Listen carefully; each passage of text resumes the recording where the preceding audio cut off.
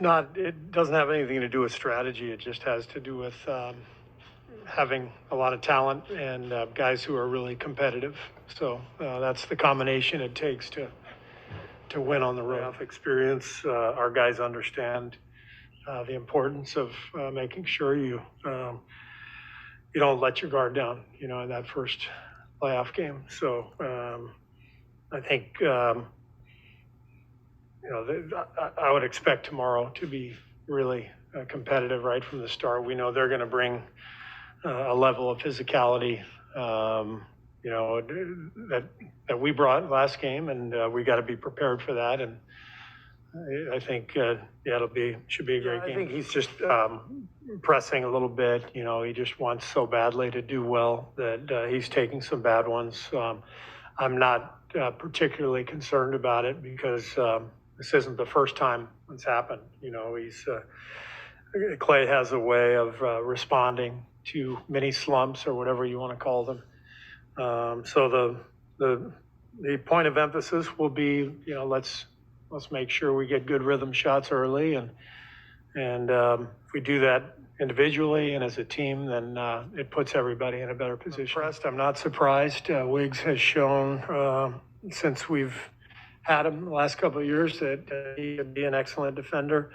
He's got great size, length, athleticism, and I think over the last couple of years he's just gotten more and more attentive.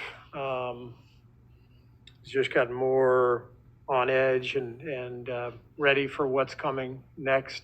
I think part of it is just playing with Draymond and Steph and Clay and playing with guys who've been around championship basketball and them really imploring him to be that guy for us because we desperately needed that. So, when Wiggs recognized that was the role that was needed,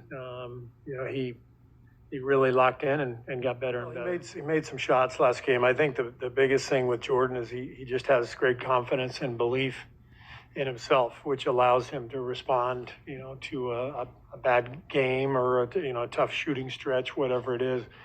We've seen him have monster games in the playoffs. We've seen him have some tough ones, but he's never afraid. He never shies away, and I think that's one of his best qualities. He's at his best when he's passionate and emotional, and I thought he played a great game the other night. He got the early tech, but he left the officials alone all night, and the play is always going to be physical in the playoffs, and being physical is part of it. So the main thing is you have to leave the officials alone, and Draymond did a good job of that. Very underrated. He's more physical than people give him credit for. He's really competitive. He sticks with the game plan.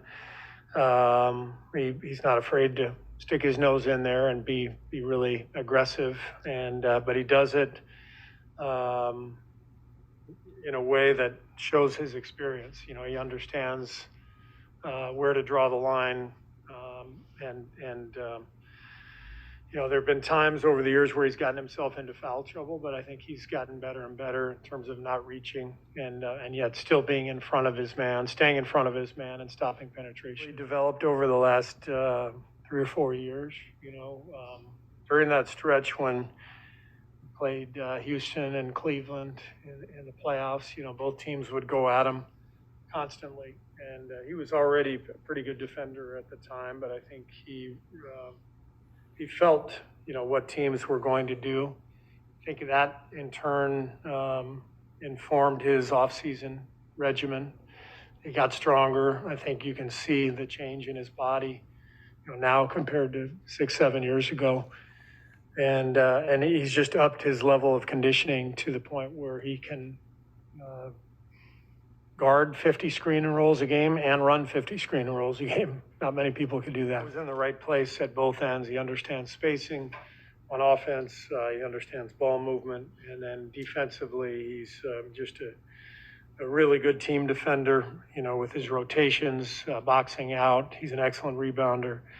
He's just a really good basketball player. And with his versatility, his size and his ability to switch across positions, he's just a hugely valuable player for us.